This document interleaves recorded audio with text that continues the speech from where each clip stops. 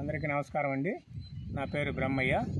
ప్రకాశం జిల్లా గిద్దలూరు డివిజన్ రాచర్ల మండలం గంగంపల్లి విలేజ్లో ప్రకృతి వ్యవసాయ విధానంలో ఒక ఎకరంలో A grade model ATM model చేస్తున్నాను. ఏ గ్రేడ్ మోడల్ అంటే 4 ఎకరాల్లో పండించే పంటని 1 ఎకరంలో పండించడాన్ని ఏ గ్రేడ్ మోడల్ అంటారు. ఇప్పుడు మనం మామూలుగా సహజంగా కంది వేస్తారు 4 ఎకరాల్లో. 1 ఎకరంలోనే కంది, అలసంద, దోస, బీర రకరకాల పంటలు వేసే విధానం ఒకసారి చూడండి. ఇట్లా సార్లు 2 గంట సార్లు వచ్చినాయి, మధ్యలో గ్యాప్ వస్తుంది. ఇప్పుడు దీంట్లో మళ్ళీ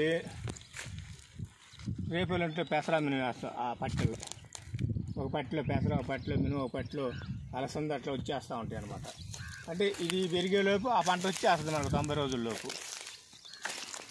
ఈ పట్టెలోనే 5 రకాలు పోయినాయి చూడండి. కంది ఉంది, అలసంద ఉంది, దోస ఉంది, బీర ఉంది. ఇవన్నీ కొన్ని కింద అల్లుకుంటాయి, కొన్ని పైకి అల్లుకుంటాయి. ఆ మట్టి కొంది, గోంగూర ఉంది.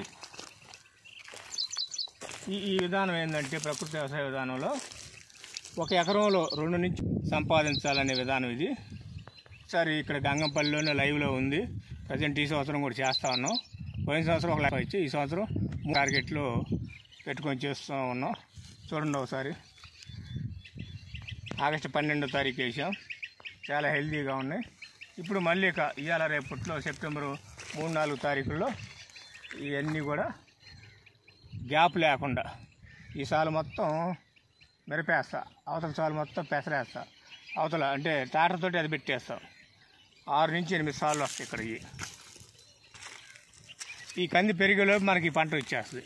పెసరు కానీ, మినుము కానీ, రాగి కానీ, కొర్ర కానీ ఇవన్నీ కూడా దోస, బీర ఇవన్నీ 90 రోజులకి అయిపోతాయి. మనకది 3 నుంచి 6 నెలలు దాకా ఉంటుంది కంది అనేది. అప్పుడు ఏదైనా ఒక పంట అరపంట దెబ్బతిన్నా కూడా రైతుకి ఇబ్బంది లేకుండా కదం పంట మన చేతికి వస్తాయి. ఈ విధానం ఇది. చూడండి, మొక్కలు కూడా అట్లగా ఉన్నాయి. అవతల అది ఏటీఎం వాళ్ళు కూడా వేసాము.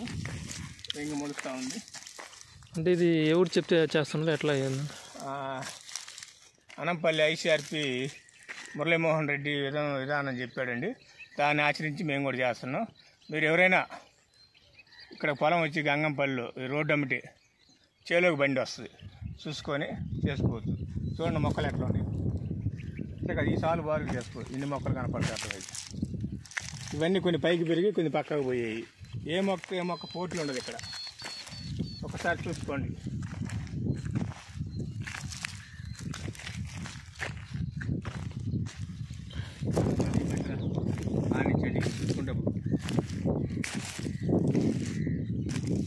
తీగ చేసేటప్పుడు ఆల్రెడీ తీగ వచ్చేసింది చూడండి.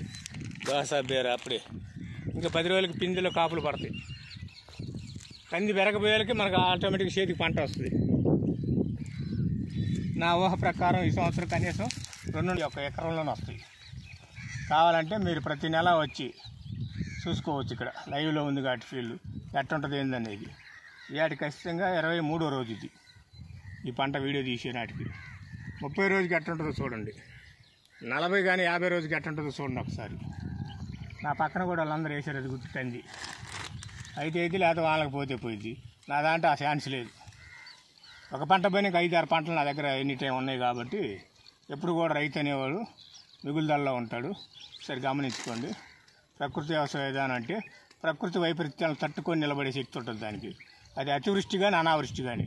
వర్షం పడ్డా నిలబడితే, వర్షం లేకపోయినా కూడా జీవామృతితో బతికి మన పంట మనకిస్తుంది. ఇది వాస్తవం, ఇక్కడ లైవ్. కాబట్టి ఎవరైనా ఇంట్రెస్ట్ ఉన్న వాళ్ళు వస్తే మేము కూడా సలహాలు సూచనలు ఇవ్వగలం, గమనించుకోగలరని మనవి. ఇక్కడేంది గడ్డి అదంతా కనపడుతుంది. ఇది మొన్న పిఎండి వేసేసాను. అంటే మీ రైతులు ఏం చేస్తారంటే డిఏపీలు, యూరియాలు, పొటాషియం అన్నీ వేస్తారు. నేనేం చేసి 30 రకాల విత్తనాలు చేసుకొచ్చి మే 12వ తారీఖు చల్లాను. 40 రోజుల ఆంగ్లోనే దాన్ని అంత రోటివేటర్ కొట్టించాను. చూడండి, దాంతో ఇదిగో సత్తం అదే. నేనేం వేసే పని లేదు. ఇక నా చేనికి 2 ఏళ్ల పాటు సత్తం అదే కుళ్ళి అదే సత్తం అయిపోతూ ఉంది. ఆ గడ్డిలో నుంచి మొక్కలు ఎట్ట మొలిచి వచ్చి చూడండి. వర్షం పడ్డప్పుడు వర్షాన్ని ఇది పైన మల్చింగ్లో ఉపయోగపడి మళ్ళీ అదంతా పక్క చేనోడికి 10 రోజులకి ఆరింది అనుకోండి, నాది 20 రోజుల పైన ఉంటుంది తేమ. అట్టనే అందువల్ల నాకు ఇబ్బంది లేదు. నేనేమి కనీసం చెంచా కూడా యూరియా గంటి వేయాల్సిన అవసరం లేదు నా పొలానికి. ఇదంతా సత్తవే నాకు కుళ్ళి. మరి పైన పురుగులు తెగుళ్ళు అట్లా వస్తే వాటికి అసలు ఏం మాట్లాడే పని లేదు. నా దగ్గర పంచగవ్య ఉంది, దశపర్ణి కషాయం ఉంది. ఈ రెండు ఏ వాడుకున్నా కూడా కంట్రోల్.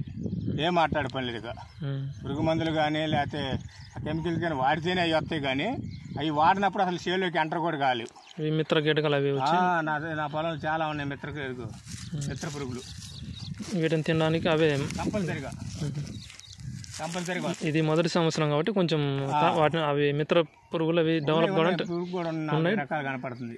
డెవలప్ అయితే అవి పునిగలు ఉన్నాయి, కందిరేగలు ఉన్నాయి. వాటి సంఖ్య పెరగాలంటే కొంచెం సమయం ఈ సంవత్సరం ఆగితే చాలు. ఇంకా ఇప్పుడు మీరు చూశారు కదా పిట్టలు, ఏటీఎంలో పిట్టలు చూడు ఎన్ని రకాలు ఉన్నాయి. ఏడన్నా పురుగు వచ్చిందో పెరుగును కూడా ఏరుకుంటాయి. నేను ఇంకా 4 రోజులు ఆగాక ఆడాడ ఎల్లో ప్లేట్స్ అను పచ్చి తారాలు ఏర్పాటు చేస్తాను. పచ్చి తారం అంటే 2 కర్రలు ఇట్ట కడతా, ఇట్లా నిలబడి 2 కర్రలు ఒక కర్ర అడ్డం కడతా. పక్షి ఏం చేస్తుందంటే ఆ కర్ర మీద నిలబడి ఈ దరిదాపుల్లో దానికి కనీసం 2 మీటర్లు 3 మీటర్లు పెట్టుకుని దానికి సూపు ఉంటుంది. ఎక్కడ పురుగు వాళ్ళని టక్కుని దీని వెళ్ళిపోయింది. వైర్ మీద వాలాల్సిన అవసరం లేదు. అది ఈ కర్ర మీద నిల్చొని అబ్జర్వ్ చేసుకుంటుంది శుభ్రంగా తింటాయి. అంటే ఇది 23వ రోజే కాబట్టి 30 రోజుల తర్వాత పక్షి స్థావరాలు ఏర్పాటు చేస్తాను. ఇవన్నీ కూడా ప్రకృతి సహజంగా చేసుకుంటా, నిర్మూలన చేసుకుంటా. రసాయన వాటి జోలి పోకుండా మనం మాట్లాడే పని లేదు. ఈ ఒకసారి ఈ చేలో బాగా పండింది 1 కేజీ ఏని కానీ అలసందలు కానీ జొన్నలు కానీ కందులు కానీ పెసలు కానీ మినువులు కానీ ఏమైనా ఒకసారి తినండి, మీకు అర్థమైంది. దాని టేస్ట్ ఏంది, దాని రుచి ఏంది, దానికి అర్థం ఏంది. మీరు వండేటప్పుడు స్మెల్ వస్తుంది, మంచి సుగంధభరిత స్మెల్ వస్తుంది. వాళ్ళ ఇంటి అలా గతంలో మా తాతల తండ్రులు మా అమ్మమ్మ వాళ్ళప్పుడు ఆ బజార్ను పోతుంటే పప్పు చేస్తున్నారంటే బయటికి వాసన వచ్చేది. ఈ రోజు వాళ్ళు పప్పు సారు చేస్తున్నారని. ఇలా లేవు. నా ఇదేసుకో వండుకోండి, మీకు 10 ఏళ్ళ దాకా ఆ వాసన వస్తుంది. ఇలా వాళ్ళ ఇంటి పప్పు సారు తిరగమాతేస్తున్నారని. అది ఈ లక్షణం ఉంది. కెమికల్స్ వాడకపోవటం వల్ల దాన్ని ఆ లక్షణ గుణం కోల్పోకుండా అట్లా వస్తుందన్నమాట. అది ఓకే. అందరికీ ధన్యవాదాలు.